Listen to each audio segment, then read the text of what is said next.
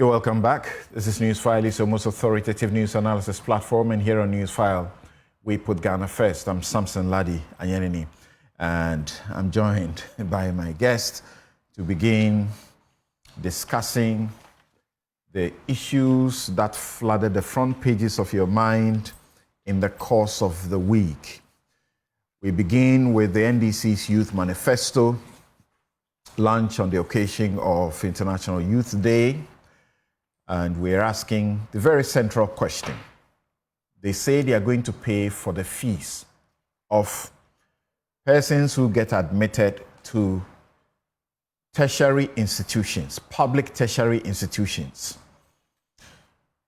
for the first year, because they know that that has become a problem. And as you see many times, we hear being advertised everywhere, somebody has gotten how many A's, they've got the best of results, but they cannot go. And so we are mobilizing funds publicly to help such people. They are crunching the numbers and suggesting that there are many people who are unable to go to university or tertiary institutions because they simply cannot afford the fees to start with. How are they going to fund this? That's the biggest question now. How are they going to fund it? As for the NPP, the question they ask them is, if you don't believe in free SHS, why are you seeking to do something for free, really? Joining us is Samuel Okudzeto Ablakwa, MP North Tongue and Chairman, Assurance Committee of Parliament and Member Foreign Affairs Committee of Parliament. Remember, he was in this ministry of Education. Also joining us is Reverend John Intim Fojo, MP Asin South and Deputy Minister for Education. Dr. Theo Champong is economist and political risk analyst. He will stand right in the middle and crunch the hard, cold facts and numbers without putting politics to it. Nanaya Achempen Jantua is former General Secretary of the Convention People's Party, CPP. Ladies and gentlemen, a very good morning to you. And I chanced on this thing yesterday, publication, that there are calls on you to form a party, and you say you won't form a party. No. So those smaller things. You don't have to deepen the crisis of the Nkrumah's front. They don't help, those smaller things. They don't. The Nkrumah's front is split. Yeah. They need to come together. Yes. When will that happen? I believe after 2025, we let them have their problem. Let us all have the fights and everything. It will be levelized. Because as I was saying, when you look on the ballot paper, 7 parties. Now, if I add my friend Janet's own to it, becomes 7. 7 parties are from the Nkrumah stock. Former members, almost all of them former members or from the stock. So can you imagine 7 parties if we consolidate all our resources, all our efforts together? Won't we make an impact? We also have a very good brand. We're expecting a certain internal renewal within the 2 parties, that's in the duopoly, NDC and NPP. They must reflect, inflect, reform. Otherwise, they can't get people like us. And I was telling the story the other day. There was this election, I was voting in Osu. I voted for Zenato Rawlings as the NP candidate, and I voted for Dr. Papa Kwesi Indu. Because guess what? I'm just tired of the 2. Then I moved to another constituency in Dansoman. I voted for Bridget Jugbanuku and voted for Esla Owusu-Ekufo. I feel there are people like me who will encourage you guys if you come together. I was telling Papa Kwesi Indu, Dr. Papa Kwesi Indu, that he shouldn't have left. If he had stayed within, by now maybe he would have been a formidable force as Papa Kwesi Indu on the CPP ticket to fight the duopoly.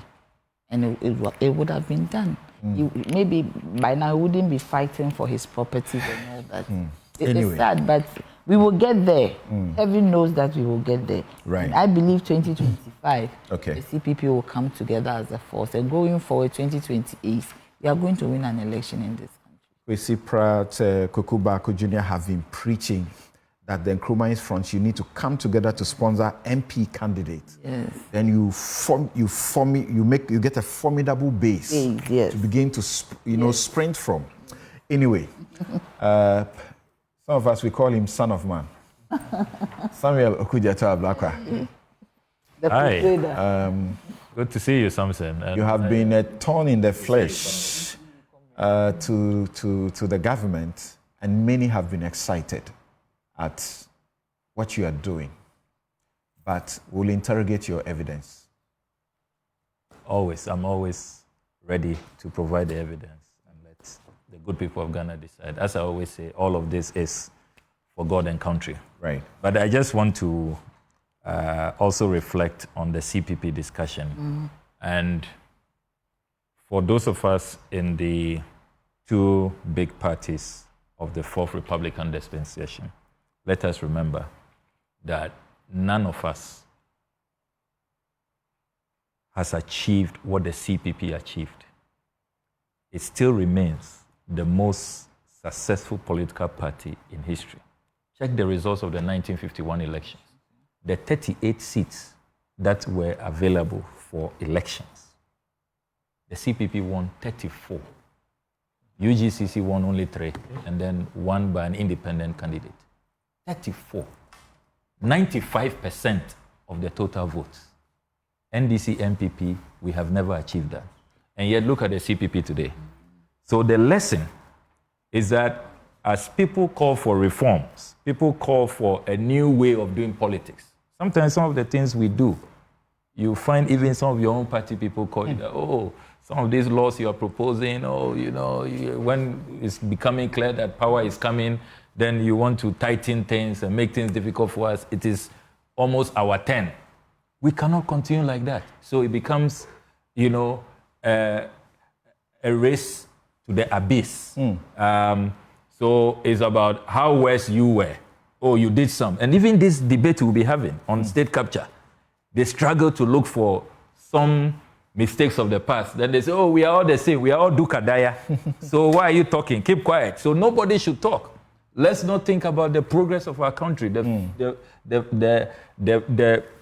forward nature that we should pursue, that should transform our society. Let's remember where the CPP was in 1951 and where it is today. So you either reform, make sure that your policies, your politics is in tandem to the hopes and aspirations of the people, or you perish. Right. I like that. You reform or you perish.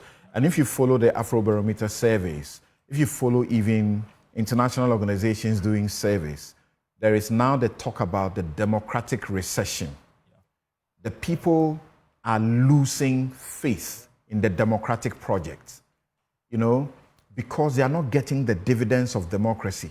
So like Samuel Okudzeto said, if you won't reform, look, your days are numbered.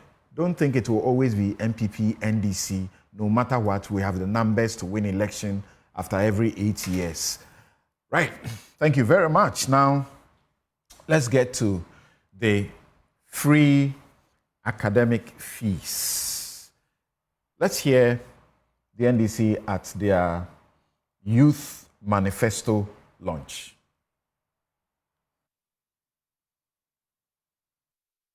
Many young people are eager and ready to work, but the struggle to find employment is a huge challenge. The rising unemployment rate, which currently stands at a staggering 14.7%, was worsened by the recent banking sector cleanup, which led to widespread job losses, especially among the banking and finance professionals. Other statistics that show the dire situation of Ghanaian youth is a 21.7% youth unemployment rate. Many young people are eager and ready to work, but the 8 million Ghanaians who went a day without food last year, and many of them young people, and you heard about 001 and 100 and 010. in my commitment to establish a dedicated ministry for youth development. This ministry will centralize the coordination of youth initiatives in Ghana. It will facilitate job creation. It will promote entrepreneurship. It will provide scholarships and enhance youth participation in decision-making, while ensuring the effective implementation of the National Youth Authority Act. Despite various initiatives, a significant gap still exists between the skills offered by educational institutions and the demands of our job market. Only about 10% of our young people receive formal skills training, and thereby hampering their employability and their economic prospects. This current situation is detrimental to innovation and economic growth, and particularly affecting artisans and craftsmen who need access to modern tools and training. And therefore, to address these shortcomings, the next NDC government will partner with religious bodies and other non-governmental organizations to invest in diverse skills development programs to enhance the economic opportunities that are available to our young people. And so, the National Apprenticeship Program, which is NAP, and the expanded TVET centers will provide skills upscaling for youth who do not progress to the tertiary level. Political bias and nepotism have tarnished the recruitment processes within Ghana's security services and our public sector. This undermines trust in public institutions and creates disillusionment amongst our youth. I think that it is a very good thing from the NDC, most especially the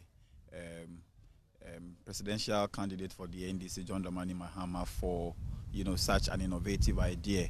But I think that even though the policy is feasible, there are a lot more that we can think about, just so to be able to make the policy more practical than it appears to be. I think that I'll talk from different angles. The fact that in terms of accessibility to the tertiary education will be very easy, because students who are unable to pay for the academic fees at the level 100 will be able to get themselves enrolled into our tertiary schools, and then the burden on their parents and even themselves to enroll burden on parents and students who even pay the fees themselves. I'm also taking it from this angle. What about the continuing students who are already in the system? It's something that is going to attract votes. These promises will definitely attract some votes. But I'm also thinking about, what about the continuing students who are already in the system? What will be their concerns? Are they not going to say it's a promise that is neglecting them, putting them at a certain angle, and neglecting them, focusing on students who are rather coming into the tertiary? I actually think in a way it's going to help, since people graduate with higher grades, which actually fit to be in the universities, but due to lack of money from parents, they are unable to pursue their education. Right. So let's begin with Samuel Okudzeto Blakwa. So we can say from the youth policy, the top 5 promises: no academic fees for level 100 students, reduce data cost, train 1 million youth in coding, establish Ministry of Youth Development, and scrap betting tax. But our focus here is the no academic fees. What informs this kind of policy? Well, thank you very much. First of all, let me commend our youth wing. They have really brought in a lot of verve, inspiration, energy. They have been absolutely amazing with the kind of initiatives that they have been pursuing under the leadership of lawyer Opariado, who we all call Pablo. And I've really been impressed with the kind of leadership that he has brought to bear. And I want to salute him and the entire youth wing of our party. Of course, the folks who worked on the youth manifesto, young people, and I like the selection, and that's why you can see that the policies that have been agreed by the party and the flag bearer are really resonating with young people. So the party did not ask very elderly, well-established party people who, are not part of that age bracket, who are not feeling what the youth are feeling, to go draft a youth manifesto for the youth. We selected young people. So you have reps from the student leaders, from youth associations. I saw the likes of the first female SRC president of the law school on that committee, various SRC executives, a refreshing, selection of young people. And you saw the presentations that they made, and I'm not surprised that many young people, and you see, if you look at the population of our country, Ghana has a youthful population. We have a youth bulge. And if democracy... It's an African situation. Exactly. And if democracy really is about pursuing the hopes and wishes of the majority, making sure that, the vast majority of our people are, their interests are pursued and we seek their welfare, then this is the approach. So I want to salute all of them for the good job they have done. Now, to answer your question directly, I want to submit forcefully that this is a policy grounded under the 1992 Constitution. If you look at Article 25 of our Constitution, Article 25 presents what should be the vision of education in Ghana and what all governments should do to achieve that vision. So Article 25 provides all persons shall have the right to equal educational opportunities and facilities, and with a view to achieving the full realization of that right. A, basic education shall be free, compulsory, and available to all. So F-Cube, we have largely, rolled that out since the era of President Rawlings, President Kufuor, and successive governments have continued with F-Cube. Then B, secondary education in its different forms, including technical and vocational education, shall be made generally available and accessible to all by every appropriate means, and in particular by the progressive introduction of free education. This has also been largely achieved.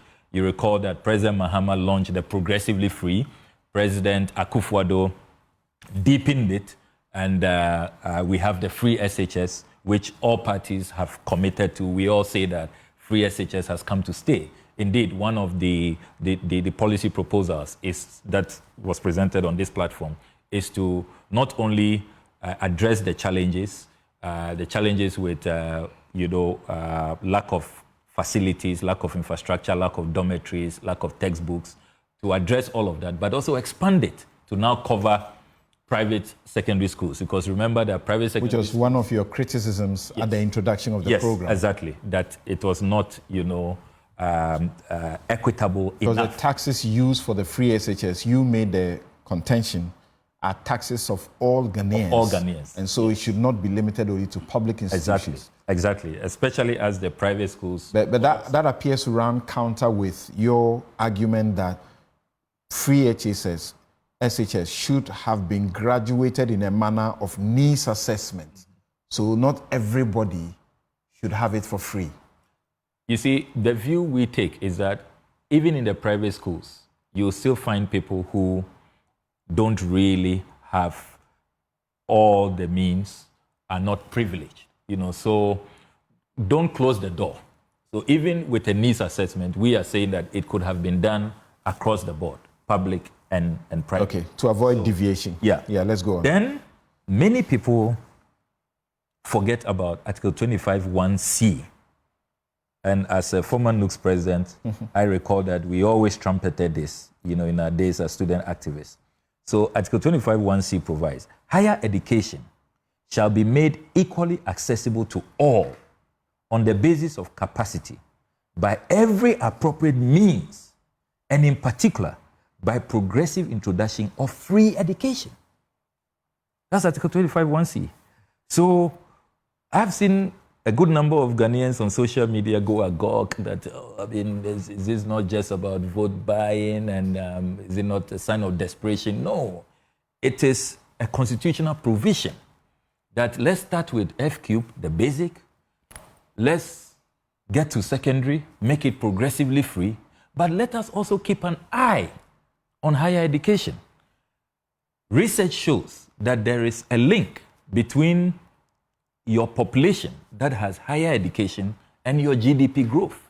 If you have your human resource well educated at the highest of levels, you have good professionals, it has an impact on the development of your country.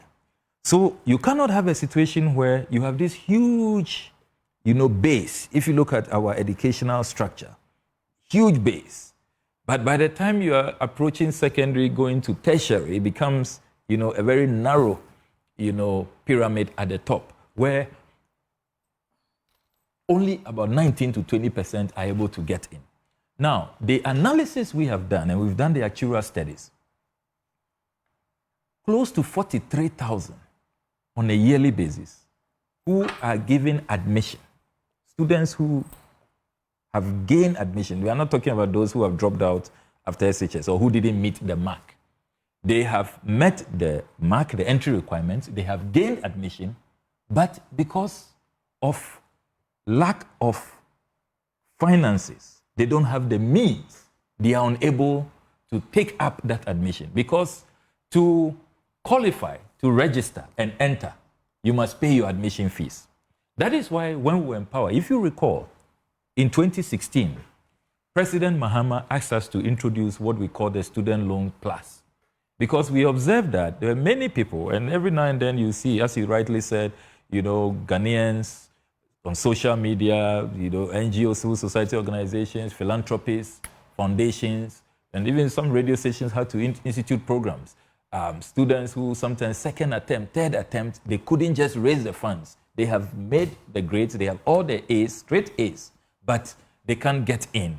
Getting in, so critical, because if you don't get in, then you don't qualify for the student loan and other scholarship opportunities in the institutions.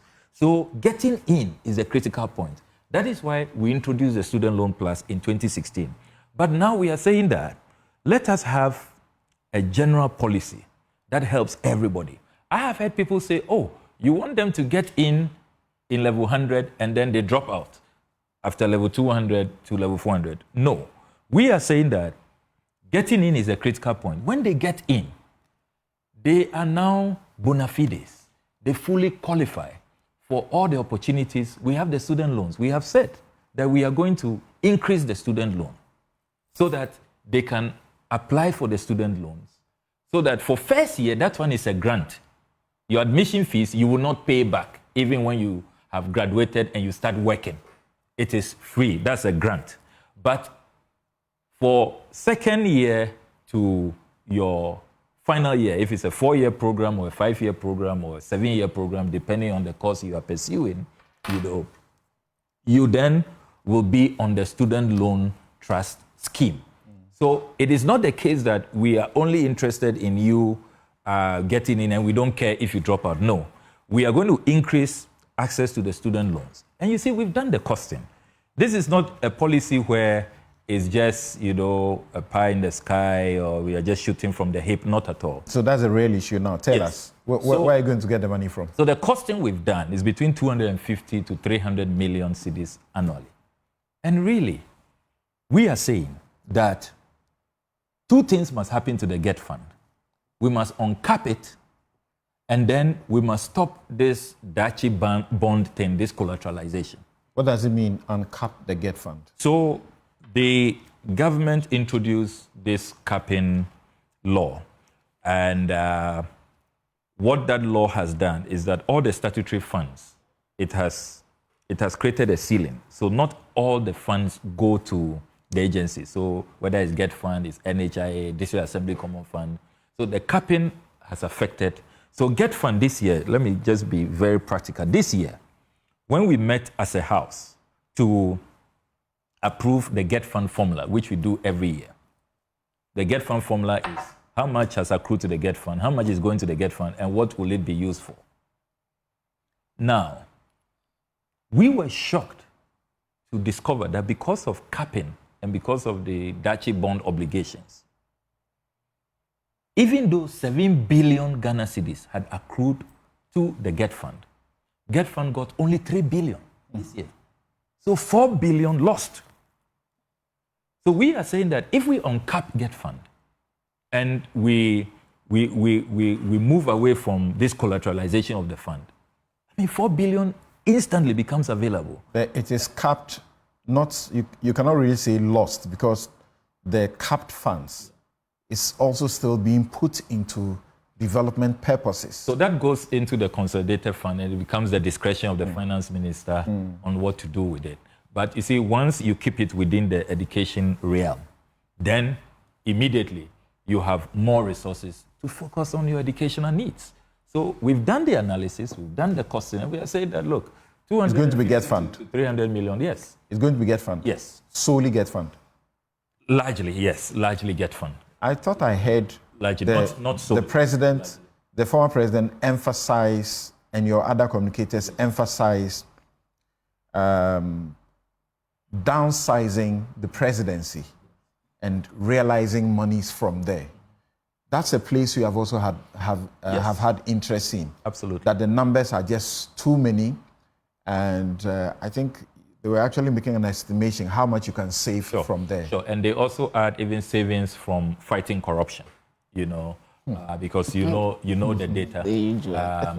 So, yes, we have looked at the wastage in the system, and I have done considerable work in that space. If you take presidential travels alone, I mean, in 9 months, President Akufo-Addo can spend about 70 million cedis on just travels.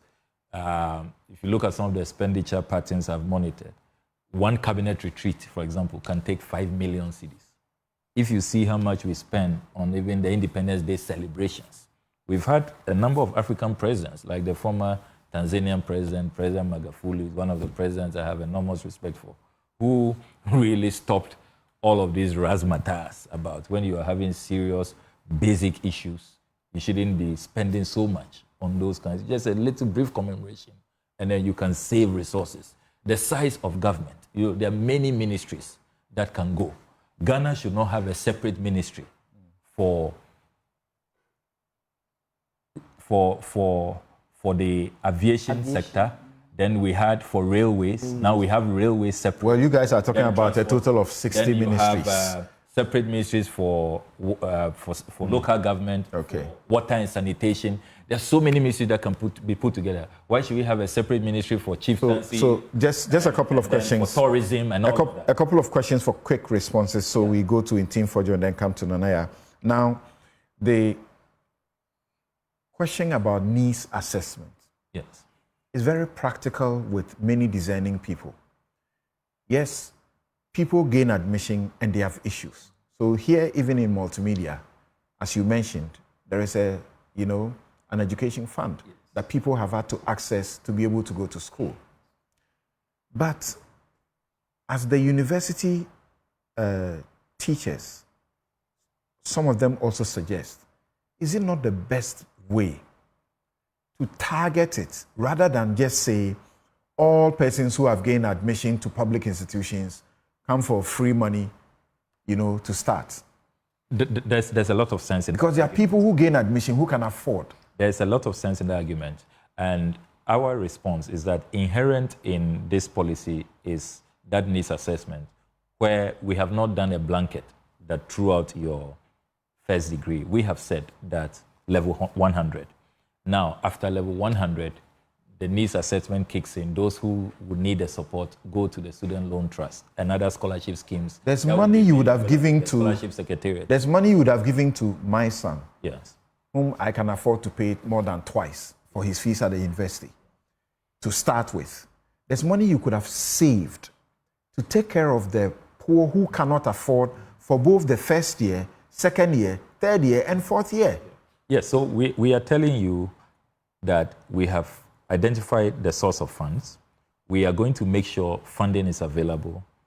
that would lead to an increase in subventions to our universities and other tertiary institutions, increase in allocation to the scholarship secretariat and allocations to the student loan trust fund. And then we are saying that after first year, those who really fall in that bracket of the vulnerable, the needy, can then access those funds so that those who have genuine, legitimate concerns about needs assessment, that let's not just throw good money away. So here you are. The argument you used against the blanket approach to the free SHS policy is coming to haunt you. Well, and again, it depends on how you look at it. And again, when you talk about, for example, the 2020-2021 admissions, a total of 118,000 were admitted, as in offered admissions. Out of that number, 74,970 honored the admissions. So the shortfall was 43,030 students. It is wrong to compute that all these 43,000, they didn't go to the university because they couldn't afford, is it not? Nobody has said that. Indeed, in our presentation, we said that there is a number of factors. There are a number of factors that you need to look at. So the research shows that the majority don't go in because of fee challenges. Then there are those who may just probably want to defer, few who may travel abroad and all of that. Okay. But at least the analysis we have done shows that at the very least, 75 to 80%, it is because they just couldn't take up. And remember that these admissions come with deadlines. That's correct. You know, so if you're totally cut off, nothing can be done if you have, say, 2 weeks. So if by the 30th of August this month, you have not been able to come up with the fees, the admission fees, that's it. All right. You are totally. So I will return. I will return, and I will ask Nanaya if the agenda shouldn't rather be targeting this 43,030 who couldn't make it because they could not afford, or even a little above that, for people who are actually in need, rather than the blanket general approach to the policy for first year. Some say, you see, your reliance on the 43,000 creates the impression that everybody who is in the other category had the means. Some may have come to multimedia, for example, to benefit from. I have paid for people myself. Or were lucky, like the Catholic priest who, Catholic priest of the Batok, St. Maria Goretti Catholic Parish, who rushed to me with this, very sad story of a young lady who was going to miss the deadline to UMAT, had only 2 days. She had sold, KK, but couldn't make up, That's a fact. In fact, in many of the parishes in the Catholic churches, I know that for a fact. Yes. And they have a fund that people access. But the fund, we have heard about Pentecost and other places in churches. Run out and they still have these. Okay, so let's go to Reverend Tim Fojo. Rev, thank you very much for making the time to join us on this. The NPP must be thinking the NDC has beaten you to it, right? Because the constitutional injunction is that you do free education for the secondary and then tertiary progressively free. So they are saying, yes, you have sort of completed. That's how they want to say it. They don't want to say you take all the credit for starting free SHS. They started somehow and you have completed that program, so to speak. So now that is a policy. But you need to move the next step. And we have been practicing this constitution for far too long. This should have happened long ago. So they are now introducing their progressively free agenda to higher learning. What do you say?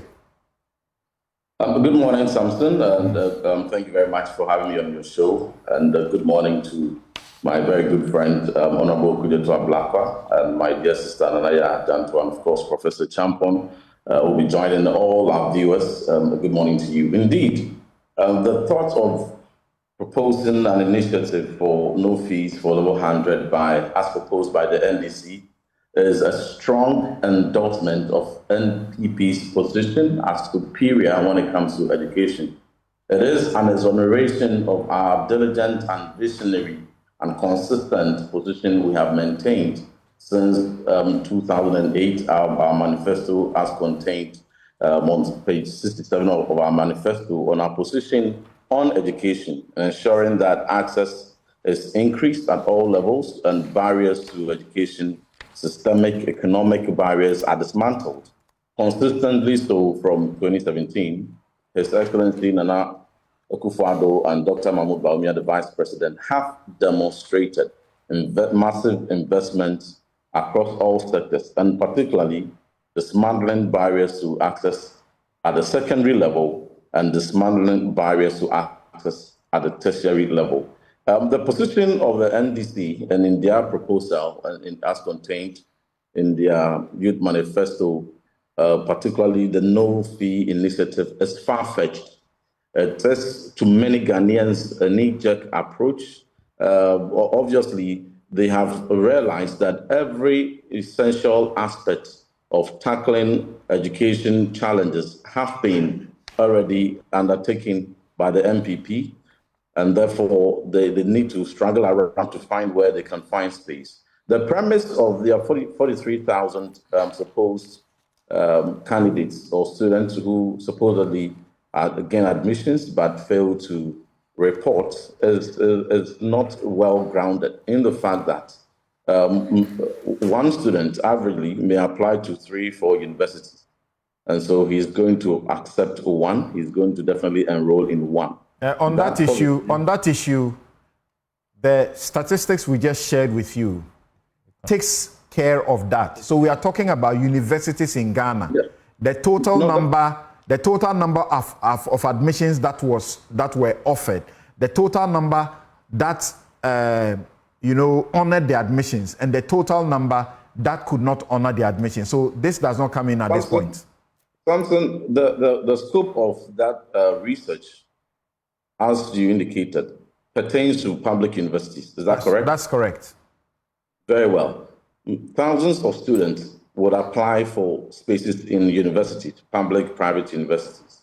And then same students, a good number of them, will at the same time apply to colleges of education and apply to nursing and midwifery training colleges and other tertiary institutions, technical universities, and other categories of tertiary institutions that are not accounted for in this research. So that's a fundamental flaw upon which their initiative is premised. Again, their position on against free SHS right from particularly from 2012, 2016, have been consistent up until recent weeks, where we had a pronouncement by their flag bearer, a massive endorsement of the free SHS, and their decision to support free SHS.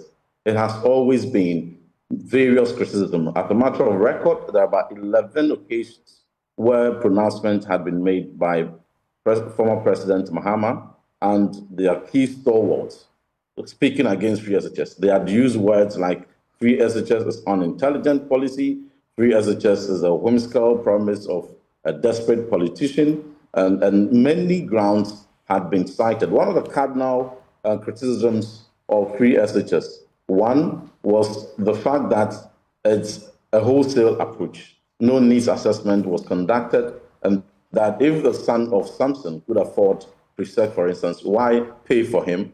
And then he goes to school, and at times he doesn't have full meals. That was one of their cardinal criticisms. Now, you juxtapose that to their proposal policy position on the proposed level 100 support, and you ask them, are you targeting? So no, it covers all. Even that all is questionable. So there is no element of needs assessment whatsoever to ascertain those who can afford. And in that principle or that policy position they use to criticize free SHS to be able to identify the real people who may be in need. When you interrogate the 43,000 further, if it's ascertained that there's 10,000 who drop out, truncate the education because of cost, you have failed to identify those. And your policy is not going to target them, but it's going to be a blanket one, which flaws your position. Again, public universities is just a component of the many institutions at the tertiary where thousands of students enroll. That their policy is only targeting public universities. When they were even asked about technical universities after their press conference, they were unsure. There were many divergent views that were expressed by the NDC on many media channels. And so technical universities definitely were excluded from this policy. Colleges of education were excluded. Nursing and midwifery training colleges and colleges of agric and other tertiary institutions have been excluded in this particular policy. And so it is not a policy that is well thought through. It is not a comprehensive one that is to bring any solution. The other question streamline something for me in your argument. It's a good policy, but not properly thought through. Is that what you're saying? It is not. It's far-fetched. It is a far-fetched policy. Okay, so help me here. It's a policy that does not. It's a policy that does not. And you would realize I'm giving you some guidance. You need to take a cue. The same way the NDC went about opposing free SHS, and now you hunt them every minute. You suggest that they cannot even take over and manage it because they were against it. You also may have to be careful what you say. Is it a good policy, but it needs to be varied in a certain way? Is it a policy you think, a policy proposition you think should not be thought about at all, or what? What are you saying? My position to your question is that if there is any candidate who wants to be elected to become president, who wants to make a bold declaration to say, just as President Akufo-Addo and Dr. Mahmoud Bawumia made a bold declaration, a commitment they subsequently discharged to make SHS free for all, and for that reason and for that legacy attached to their name, they would also want to make tertiary free. And by so doing, from level 100 all the way to level 400 or 500, 600 in some cases, will be free with all categories of tertiary students included.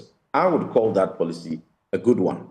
Now, just coming are you giving us a hint into what is going to be launched tomorrow, that you will rather take it further by proposing free tertiary education? That is not the argument I'm making. The argument I'm making is that the intent of lessening the burden of a Ghanaian student and removing barriers to access to tertiary education have been sustainably put in place and is under implementation. For tertiary education, the Constitution says progressively free. When should that start? I would very much appreciate if you would give me time to make my points, and then maybe when you have specific interrogations to some aspects, we do so. Please go on. I've been speaking for 5 minutes, and I'm having all these interrogations. All right. So the point that I'm making is that, one, level 100 support, as proposed by the NDC, only seeks to target public universities, the exclusion of technical universities, colleges of education, nurse and midwifery training colleges. That is one policy incoherence. The second thing is that people ask them, granted that you are able to pay for the level 100 admission fees and the student gets enrolled, how do they sustain their stay throughout the period? Because something staying in is as critical as getting in. There's no point going in for admission. A student from my village getting admission fees paid, going to universities to spend a year, after which there's no means of furthering the education and returning to their village. You haven't helped that person. You have only helped the person for level 100, he has entered, but the fundamental challenges that he had for which he could not afford entry into the university has not changed. His circumstances may not have changed. And so even if you put in 100,000 students in by paying the admission fees, there is no guarantee that they would survive beyond level 100 after the expiry of that support you have given. And then secondly, the response they give as to how to sustain the level 200, 300, 400, and 500, 600 in some instances per start, they would fall on student loan trust fund.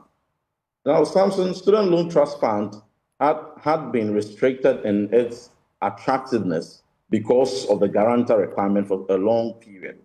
Now, we came to power, we conducted research on all our tertiary campuses, and such intent students, tertiary students, private students, and public university students all indicated their willingness to seek support from student loan trust fund to support their education if the guarantor requirements were removed. And upon that, we took steps. Cabinet approved this policy position by His Excellency the President and the Vice President. Subsequently, Ministry of Education ferried them to Parliament, and that amendment was carried out in the Student Loan Trust Fund Act. So for the past 2.5 years, we have had an expanded policy that now has removed the bottlenecks. People who did not have relatives who could put their pensions on the line now have their Ghana card just to present to the Student Loan Trust Fund to access tertiary education. Since that introduction, we have seen access increase. We have seen the plight of the Ghanaian tertiary student reduced. That is not only open to public university students, both public and private, and all tertiary students for that matter. So having taken that bold step to remove that barrier and to ensure that it sets conditions that will support hundreds of thousands of students without any barrier, right from level 100 all the way to their prescribed period of completion, is a massive barrier that is removed. And so the position of someone that is only looking at tackling just level 100, opposed to one that has removed barriers for all levels, including private, which of these two Reverend Timfojo, do you find that the argument you just make, the last point, may actually properly assist the point they are making? You have removed this barrier, and yet people still have a difficulty at the entrance level, where they are offered admission conditioned on a certain fee payment, which when they default, they don't get into the university. So they say, let's clear that hurdle for them to enter. So they are able to now access the student loan that you have made easy to acquire for the year 2, year 3, and year 4. So don't you see some difficulty in the argument there? There are those who are asking you the question as the NPP, that good policy, free SHS, blanket for everyone. So is it your plan that the person gets a BEC certificate, as a SSE certificate, and their education ends there? That is a poor person you want to help. You have helped them to get SSS education. How do they progress from there?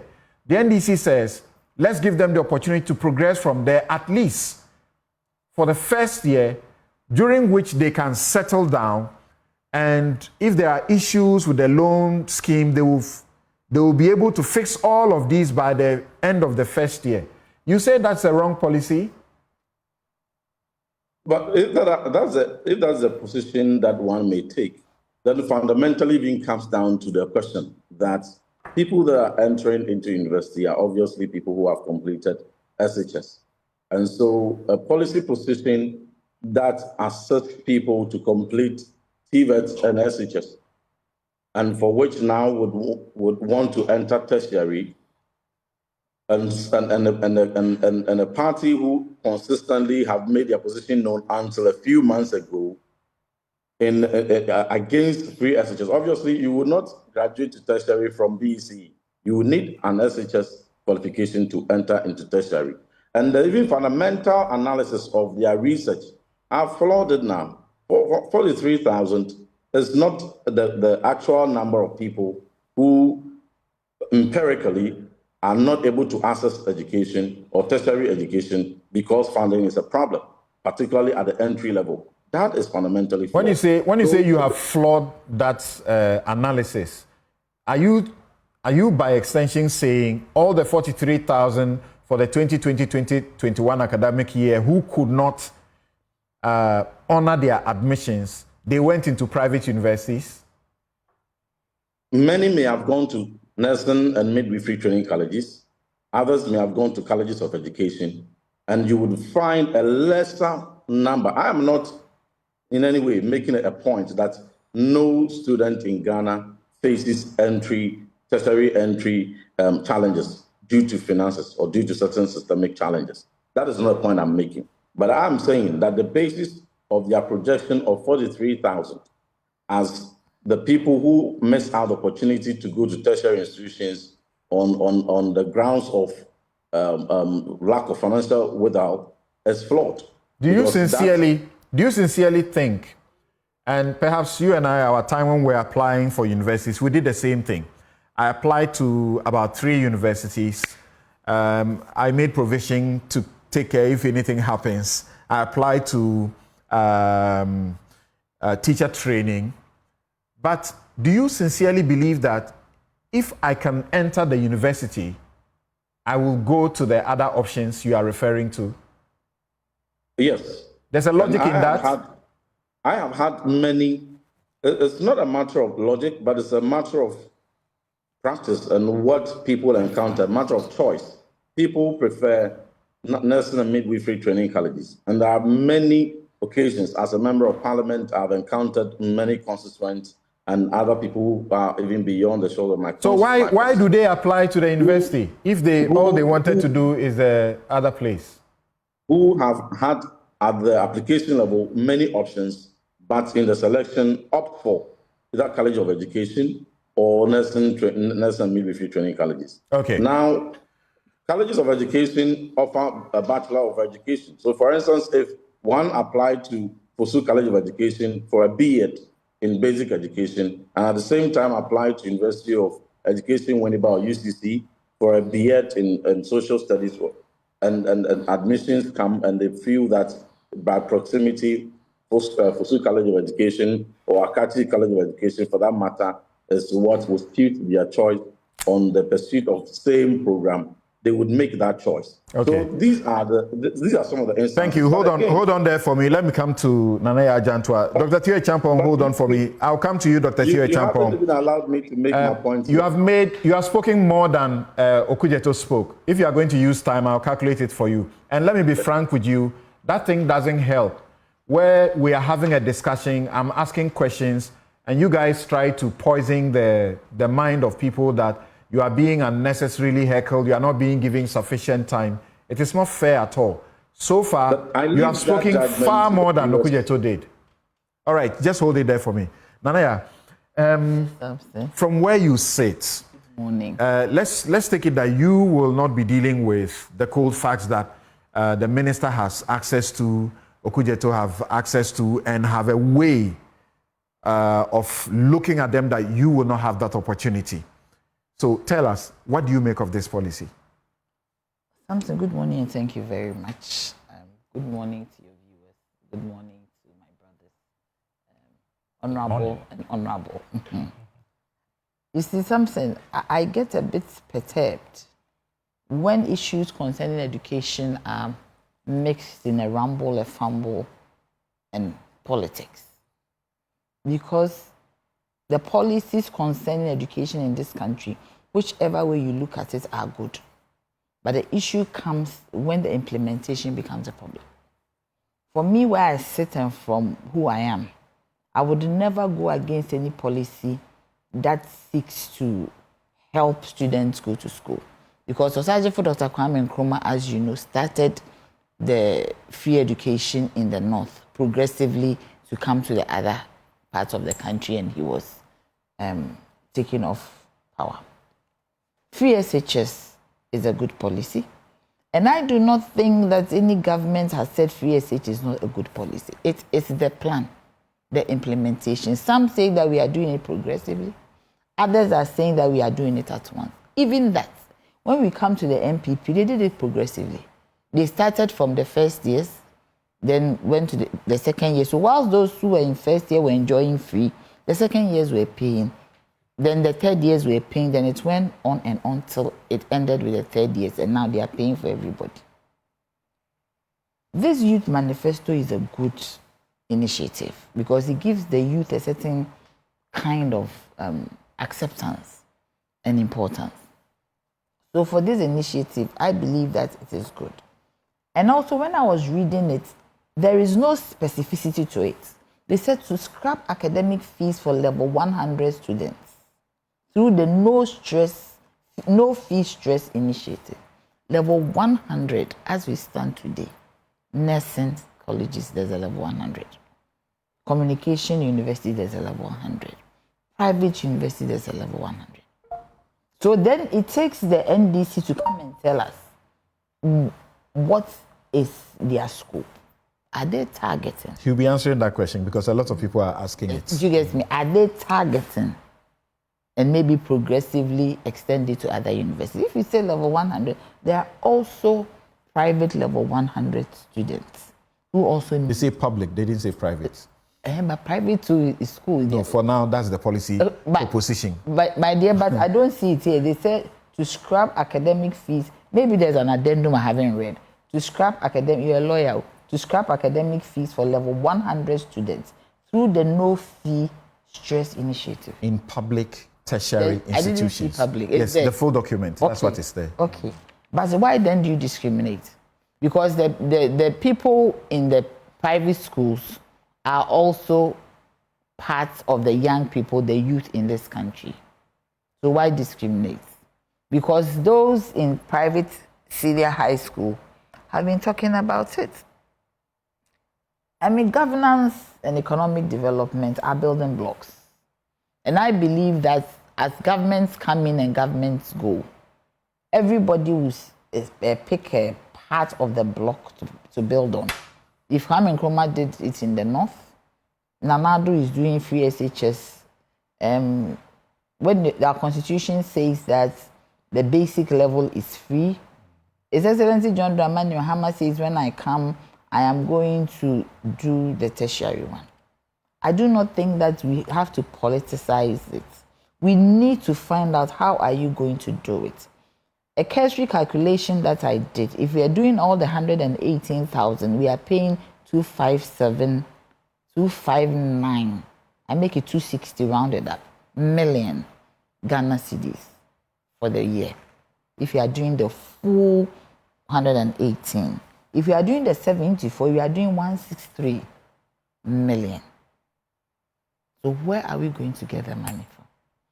The money that we are talking about concerning cutting government expenditure, how much, what work has been done to know how much has been accrued? That if I cut off Ministry 1, Ministry 2, Ministry 3, government machinery, also Office of the President, how do you cut? So you need to do all that and know how... They explained that for GETFund and what's his name? Kofi Asare of Education Watch. That by this calculation, you need only 4% of GETFund. If you are uncapping GETFund, you need only 4% of the funds there to pay for all of it. But GETFund has been capped for a reason. Do you get me? That's right. So if you uncap it, for my layman's mind, you said I'm not any one of them. So if you uncap it, whatever you capped it for, what will happen? You capped it for a certain intervention. Priorities. So what would then happen? My priority is fund this place. So what you were using the capping to fund is not my priority anymore. But what were they using the capping to fund? I can give you a list of many things that we can cut. National Cathedral. That's what they were using the money for. Oh, Sammy. Yes. Oh, yes. $58.1 million. Oh, Sammy. It was from the national coffers. Yes, But consolidated fund. Yes, That one- the capping of GETFund went Okay, into you the- can't identify. It went into the consolidated. You can't identify that this GETFund amount went here, but it is because it goes into It's all into the consolidated the larger fund. pool. Yes, and those were some of the things they were using it for. I bet. 34.9 million. That is for Is that a fair? Is that a fair thing to do? A sunk cost. That means It's a fact. 300 and it's what is it 300? 39 million. 39 million is gone down the drain. Yeah. I mean, and The no, worst was expensive. and you can't get that money back somewhat unless maybe you go through a certain process. So don't lose your thoughts. You see, he just got it. Keep to your focus. So I was asking the question that the money, if it is uncapped, whatever it was being used for in the consolidated fund, what is going to happen to those interventions? I do not think that the interventions were all, non-productive. It is possible that maybe about 40% was non-productive, but let's say 60% was productive. So how then do you fund those ones? It's a question that we have to ask. His Excellency also talking about Ministry of Youth. He said he's going to reduce the number of ministries. To 60. Yes, the Constitution allows... Ramia is talking 50, right? Yes, he's talking... Okay. He said ministers. Yeah. It means including deputy ministers. The Constitution allows cabinet ministers at the level of 19. So any other, excesses are deputy ministers or ministries that are really not important.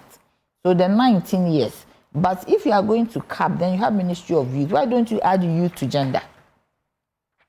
So the Ministry of Youth and Gender. Okay. You get it? So that you reduce your cost. Because now we are reducing cost margins to ensure that we do the right thing. They are telling you that priority, this is what we want to do. Yes. Priority. Yes, but priority, but there's also gender too is priority. Women and gender and youth, we look after the young ones.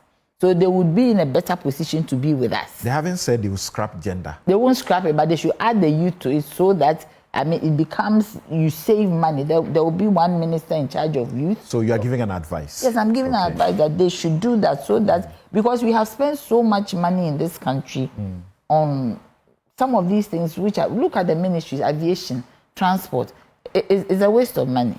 It's truly a waste of money. And I believe that we need to save some money.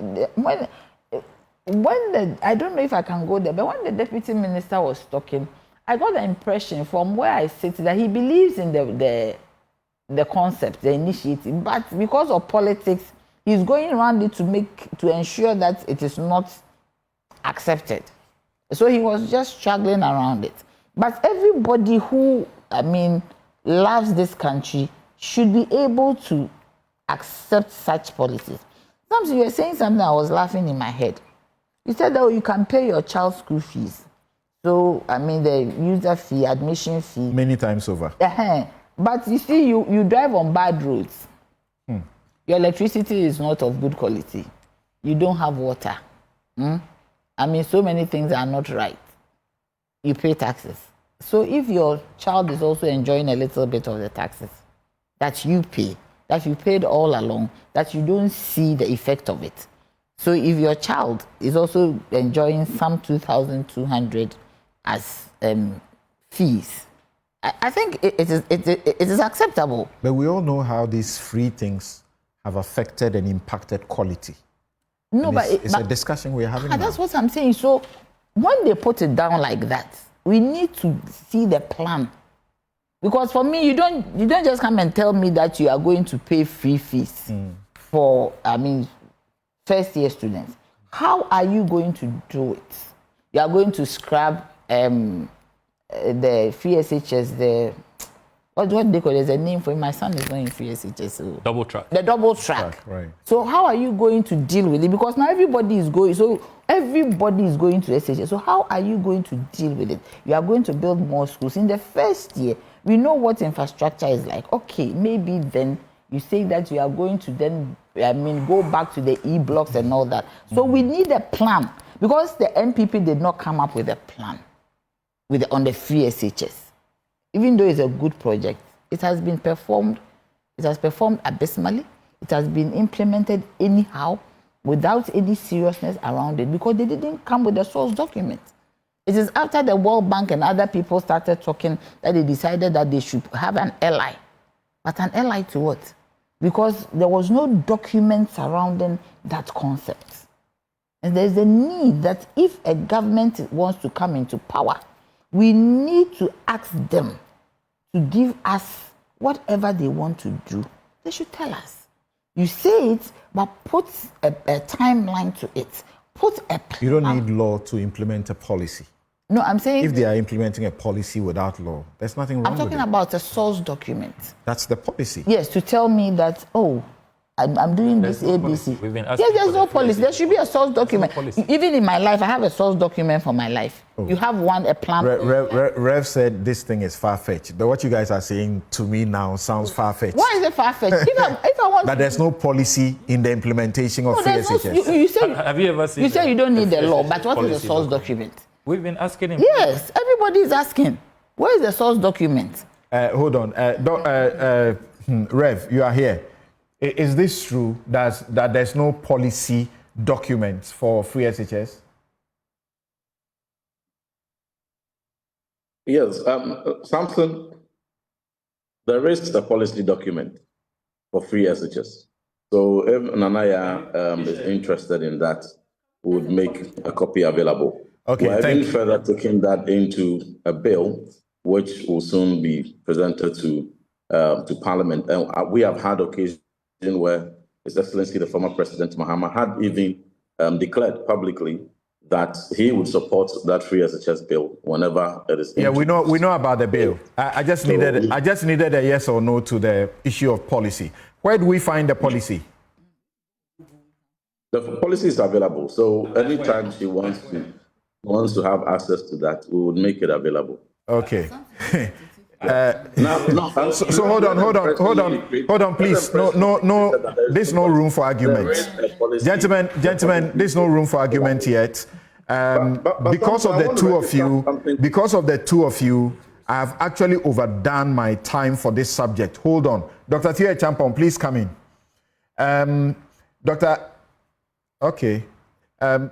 Reverend Tim Fojo says this is far-fetched. Far-fetched, according to the Oxford Dictionary, is improbable, unlikely, implausible, scarcely credible, difficult to believe. I don't know which one of them he wants me to choose, because I had asked him to say it categorically if he meant that this thing was wrong and it should not be done. Yes, Dr. Tia Champon. Yes, good morning to you and everyone. I've been following the debates and the conversations quite keenly. And I think first off, maybe let's start. For me, the idea of a youth manifesto and specifically addressing issues related to youth is good, it's welcome. I applaud the NDC on that side, particularly when you look at the population and housing census, the 2021 data. That actually shows that 8 in 10 of our population, or 80%, is actually below the age of 40 years, more or less, right? So you've got major issues to address and major issues to tackle. And I think all the political parties would have either a manifesto, within the main manifesto, or separate documents that would address or deal with issues of the youth and unemployment and all of that. So that's commendable. But specifically on this issue of, scrapping academic fees for level 100 students and related matters, I go back to what I have said on this platform and others, severally, what I call the politics of principles, right? If you recall, you actually asked the Honorable Okujeto a question and you said, well, it's a wholesale approach. And the conversation, if you use free SHS as the argument back then, and some of us actually wrote, there are papers that were written on this, that you actually have to find a means, to target and find a means to get those who genuinely, for one reason or the other, cannot access these educational facilities, to be able to allow them to get access to it. And it's actually quite interesting that fast forward down the line, you have, a semblance of that policy, I mean, the free SHS, showing its way in this new policy proposal by the NDC, right? And it goes back to the issue of the politics of convenience that I talked about. And it's important because something your producer showed a number of charts on the screen. I think the first one or the second one, where you had about 113,000 or so getting the enrollment, and eventually was about 70,000, but you've got a gap of 43,000 that for one reason or the other are not able to access, right, the admission. And this is presumably only university admission. So these numbers here may even be much bigger if you add the nursing colleges, teacher training, and all the other categorizations of university or tertiary, education. So the point is, if you've got 118,000 and about 75,000 are getting in, why don't you deal with the problem of the 43,000 and rather seek to, again, use this blanket wholesale approach of getting the 118,000 right in there? Because after all, we know that money and resources are fungible, and you could actually use some of the monies that you're saving. So, for example, if you do the 118,000 as you have on your screen, free, you would spend more money from a state side. If you do only the 43,000, which in this case you are targeting and you have means to, address that, you spend a little bit less money than you would have done on the 118,000. In other words, you have money to save to do other things. And in my view, having sort of followed the discussion in the education sector, and particularly with tertiary education, you see that the biggest problem we have in our education sector in Ghana across the board is actually with primary education. You can go and look at the data on education outcomes and net enrollment and things like that. So we should be targeting and channeling more resources towards addressing the issues within the primary education sector, and relatively less, in my view, on university and other tertiary education. Because if the foundation is weak, it doesn't matter what you do, the building would crumble sometime down the line. And you can actually, there's a quote, there's a Ghanaian Times news article from 16th of August 2024. And this actually quotes two education experts, one of whom you mentioned, Mr. Kofi Asare, and then Dr. Peter Anti. And I would like to read that to put this into context. It says that, quote, two education experts have recommended that the National Democratic Congress focus its proposed free academic user policy specifically on first-year students in public universities who, and I like to stress here, are genuinely unable to pay the fees, rather than applying it to all students. And you can go on and you can go further. So even the experts within the sector and those who follow these issues much more closely are proposing some form of targeting and some form of means testing. We can have a debate as to how do you do that.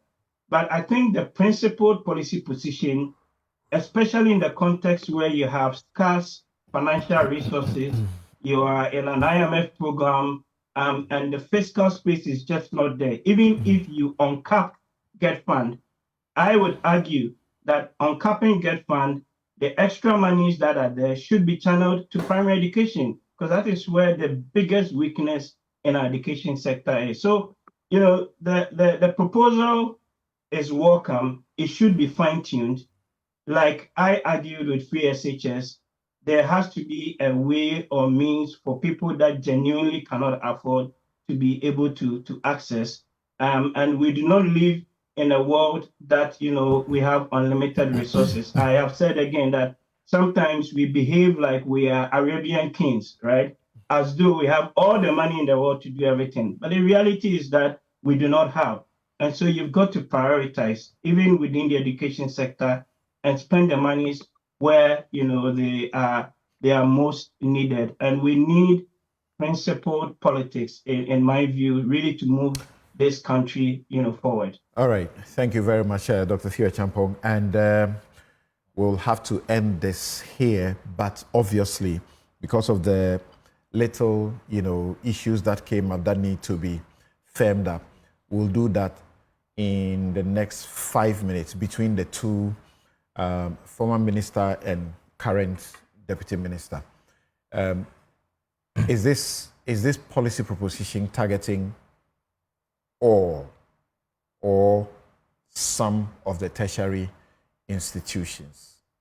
Yes, so if you look at page 6 of the youth manifesto we put out, we were very clear that implement a no-fees stress program to alleviate the financial burden on parents and students in financing tertiary education. Tertiary education. Yes. So I don't know where Reverend Tim Forjo is coming from with this university thing. Yes. Then on the data. And that confirms, yes. I actually double-checked. Yes. It confirms what you said, yes. That they didn't say public. No. They said tertiary at the university for a level 100 students. It didn't say public university. No, they said tertiary. Yes, so it's tertiary. Tertiary. And it covers everybody. Yes. All the forms of tertiary education, including public, private. Then the data we've put out, the source is there. Then you must get your communicators to do a good job, because some are saying something else. Oh, really? Yes, well, and it's got people to be asking the question that some says it's limited to this, it's limited to that. You should read page 6 of the document. Then we'll check that. Then the source of the data is GTEC, the Ghana Tertiary Education Commission. So if Reverend Intim is saying today that he has flawed the data, he's flawing his own data, agency under his ministry. No, it's the interpretation of that data. And then he doesn't give us, in his so-called interpretation, he doesn't give us any figures and any sources. So, please. He's making logical deductions. Is he not allowed to do that? It's on a flawed premise. So everything you do will be flawed. We're talking about tertiary education. Okay. And then he is trying to do his own, demarcations and confiscations. Then he talks about they have provided access because they took away guarantors. The political party that has provided the biggest access because of the universities that we built. We don't deserve credit. The University for Development Studies, the University for Health and Allied Sciences, University of Energy and Natural Resources, the University of Environment and Sustainable Development. And I personally worked on this supporting Professor Nana Jenopoku-Ajima. We don't deserve credit. Converting the polytechnics to technical universities. We established all of this.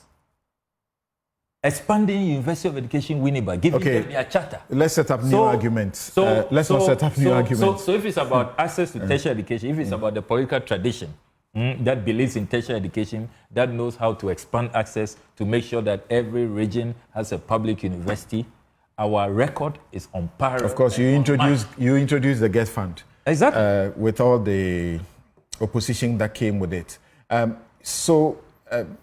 Reverend Tim Forjo, what will be the issues you need to tidy up in the next 2 minutes so we can move on to our next subject? Yeah, thanks, Samson. If Honorable Ablakwa says that they have increased access to tertiary education, data defeats that submission.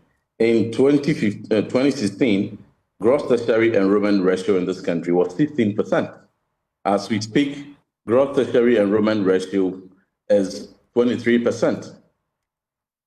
So we have 23% from an improvement from 16% to 23%. So that is the data that shows you the question is increased access. Where are the students going to? Which institutions are they attending? On the issue of whether their policy seeks to target public universities or all tertiary institutions, I have listened and had a media debate with the deputy ranking of the Education Committee, Dr. Park. I've listened to the National Youth Organizer. I've listened to other stalwarts who have all asserted clearly that it's only for public universities. And when questions were put to them, So they need to address their own interpretations. Now, the second thing is, the funding estimates also, whenever they are asked, they have divergent submissions. Here, my good brother has submitted an estimate between 250 to 260.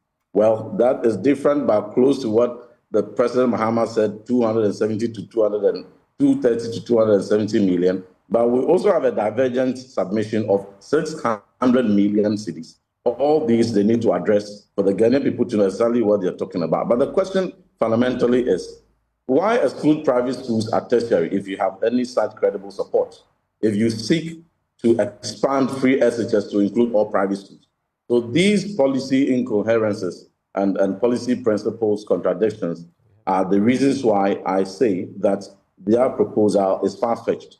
So it's not a matter of addressing whether good or bad, but I'm saying that, and here again, now if you've consistently opposed free SHS, and just in recent times, in the past 3 months, suddenly taking a U-turn to support free SHS, and now further targeting something that you are even going to do a wholesale without even doing a targeting, which is contradiction to your own major criticism of the free SHS, does leave Ghanaians to conclude that is just another time of politics, but the credibility and the track record of the people promising is something to be taken into consideration. Thank you very much. And you would have thought that the NDC would have learned its lessons from how Nana Akufo-Addo started the free SHS debate as to funding, so that all things would have been clear, so that they are not speaking from different angles about certain aspects of it, including the funding. This is where we terminate this topic. We will take a quick break, return to ask about lands that allegedly are being grabbed by politically exposed persons. And irrespective of the rebuttal or the reaction by the lands minister, with some evidence, Okudzeto Ablakwa continues and insists that he has superior evidence to show that things are really bad. Thanks to Reverend John Intim Fojo, Deputy Education Minister. Dr. Theo Champong will continue with us. Samuel Okudzeto Ablakwa is also going to continue to be here. And Nanaya Jantua will also be here. We'll be joined by Cletus Alenga, who is Legal Counsel, Ministry of Lands and Natural Resources. We'll be right back.